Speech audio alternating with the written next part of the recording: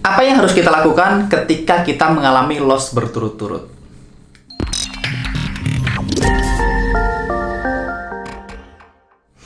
Halo, selamat malam teman-teman semua. Bertemu lagi dengan saya Duyan Anggara. Dan video kali ini seperti biasa saya akan menjawab pertanyaan-pertanyaan yang masuk ke Instagram saya @duyananggara. Jadi tiap hari banyak banget teman-teman yang DM ke saya di Instagram mengajukan pertanyaan. Dan kadang-kadang ada pertanyaan yang sering banget ditanyakan oleh banyak orang. Dan juga kadang-kadang ada pertanyaan yang butuh jawaban yang lebih panjang. Jadi kalau itu terjadi teman-teman, either dia sering banget ditanyain atau kayaknya saya butuh jawaban yang lebih panjang nih untuk jelasin ini, maka saya akan bikin video seperti ini. Jadi bagi teman-teman di sini yang belum follow saya, pastikan teman-teman follow @duyananggara. Nanti saya taruh di sini ya, di sudut kanan bawah atau kiri bawah mungkin di layar teman-teman. Di sana teman-teman di Instagram teman-teman bisa ajukan pertanyaan ke saya dan juga bisa dapat update-update terbaru dari saya seputar seminar misalnya, terus jadwal webinar ataupun webinar gratis yang sering saya adakan. Jadi teman-teman bisa dapat update-update terbaru dari saya. Dan juga please teman-teman cek deskripsi video ini karena ada banyak banget pertanyaan teman-teman yang jawabannya sudah ada di deskripsi video. Oke, langsung ke topik ya. Salah satu pertanyaan yang sering ditanyain adalah, Mas, kalau saya mengalami SL beruntun, kira-kira sebaiknya apa yang harus saya lakukan? Itu normal nggak mengalami SL beruntun? Nah, ini tergantung dari kondisinya, teman-teman. Jawaban default saya, biasanya saya akan selalu bilang, follow trading plan teman-teman semua. Stick to the rule ya, stick to the plan. Jadi, percaya sama trading plan, percaya sama trading rule teman-teman semua. Tapi ingat, ini hanya boleh dilakukan kalau teman-teman sudah punya trading rule atau trading plan yang baku dan valid. Nah, yang dimaksud valid itu apa? Nanti kita akan bahas di belakang. Trading plan yang baku dan valid itu seperti apa? Nah, pertanyaannya, normal nggak sih SL beruntun? Jawabannya normal-normal aja. Mas Angga pernah nggak SL beruntun? Pernah. Bahkan kadang-kadang ada beberapa hari saya punya SL yang beruntun juga. Sama seperti teman-teman lah. Ada hari di mana saya loss, ada hari di mana saya profit. Jadi, SL itu hal yang normal. Itu adalah cost of doing business. Nah, ketika saya mengalami SL beruntun, apa yang saya lakukan? Ya tetap disiplin sama trading rule. Saya tetap akan ikutin trading plan saya akan tetap follow plan saya. Kenapa? Karena saya tahu angka saya gitu. Jadi kalau teman-teman mungkin tahu atau mungkin tidak tahu, saya selalu mencatat semua plan, semua transaksi yang pernah saya lakukan di market. Jadi saya punya history bertahun-tahun semua transaksi saya. Jadi saya punya setupnya, before-nya, after-nya, dan saya punya datanya. Jadi saya tahu persis di 1:1 win rate saya berapa, di 1:2 win rate saya berapa, di 1:3 win rate saya berapa, dan saya tahu persis kapan saya punya SL beruntun paling banyak. Jadi saya tahu di hari terburuk, di bulan terburuk yang pernah saya lalui, SL beruntunnya sekian banyak. Dan di hari-hari normal saya tahu SL saya bisa beruntun sekian banyak. Jadi saya tahu akurasinya. Jadi misalnya di 1:3, let's say akurasi saya antara 35-40%. Jadi saya tahu dari 100 kali entry, di 1:3 akan ada 60-65 SL misalnya. Jadi saya tahu angkanya, makanya ketika saya mengalami SL beruntun, saya tahu itu normal dan saya expect itu akan terjadi karena saya tahu angka saya dan saya mencatat semua histori transaksi saya. Dan yang saya lakukan ya tetap percaya sama trading plan saya, percaya sama trading rule saya. Kenapa? Karena saya tahu dalam jangka panjang, on the long run, sistem trading yang saya gunakan terbukti valid dan terbukti making money. Jadi saya punya data dan historinya. Nah, tetapi kalau teman-teman adalah orang yang belum pernah mencatat history tradingnya dan mengalami SL beruntun, saya nggak bisa bilang tetap aja trading lanjutin, percaya sama trading plan, karena saya tidak tahu apakah teman-teman sudah punya trading plan yang valid atau tidak. Apakah teman-teman tahu data statistik dari performa trading teman-teman semua. Nah, kalau itu terjadi, teman-teman mengalami SL beruntun dan teman-teman tidak tahu apakah SL ini normal atau tidak, berarti kemungkinan besar teman-teman nggak pernah mencatat history tradingnya. Kalau itu, apa yang harus dilakukan ya, mulai hari ini, teman-teman mulai catat dulu history tradingnya. Jadi teman-teman harus menguji dulu apakah trading plan yang saat ini teman-teman gunakan itu valid dan terbukti making money atau tidak, kan itu ya. Jadi kita harus tes dulu. Tes itu tes versi kita sendiri ya, karena kan kadang-kadang gini. Misalnya teman-teman ikut pelatihan dan mentornya making money. Belum tentu kalau mentornya making money, teman-teman akan making money.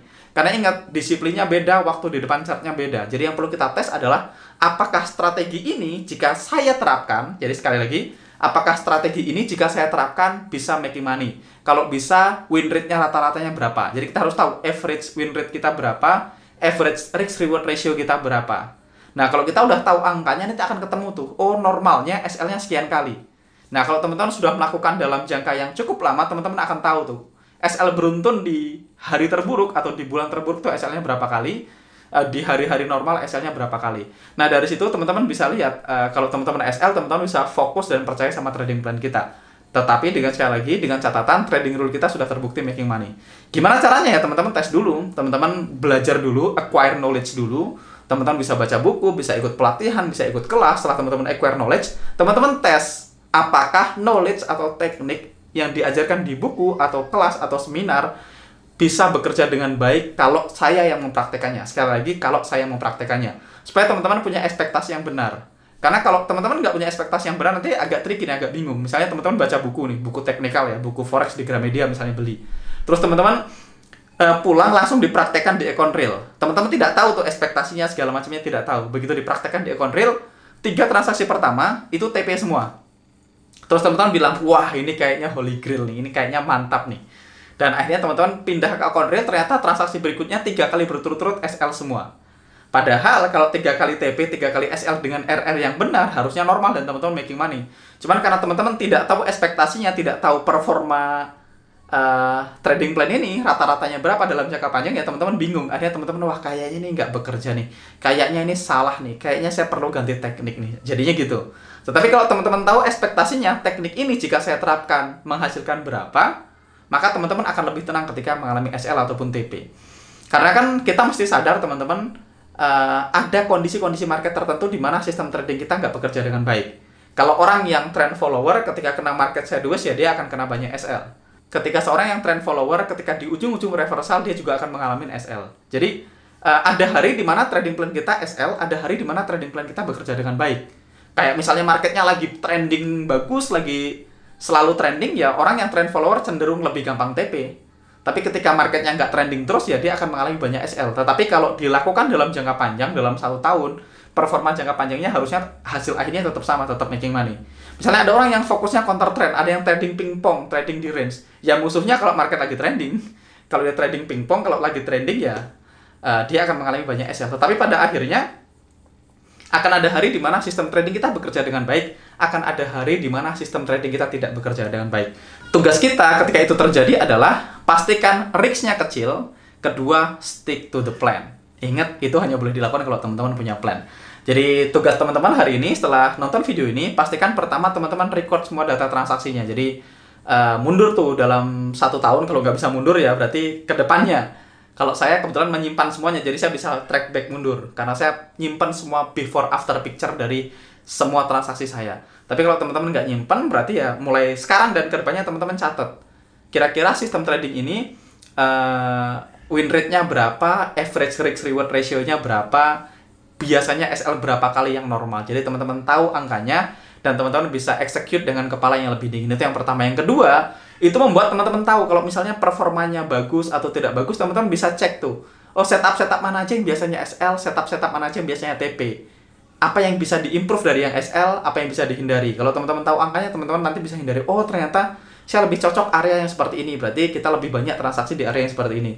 Oh, kalau area-area seperti ini saya biasanya SL. Jadi mulai ke depannya dikurangin area-area yang seperti itu. Jadi balik ke pertanyaan, kalau saya SL beruntun, normal nggak? Jawabannya normal. Mas Angga pernah nggak SL beruntun? Pernah. Apa yang harus dilakukan? Kalau saya stick to the plan. Ikutin trading rule kita. Tapi kalau belum tahu apakah itu normal atau tidak, berarti kemungkinan besar belum punya trading plan. Tugasnya adalah bikin trading plan yang bagus, catat historinya, catat before afternya, tahu angkanya, performanya, win rate-nya berapa, dan average risk reward ratio-nya berapa. Oke? Teman-teman, mudah-mudahan video ini bermanfaat, dan kalau teman-teman suka dengan video ini, please like dan share video ini ke teman-teman lain. Saya Dwi Anggara pamit, dan sampai ketemu di video-video berikutnya.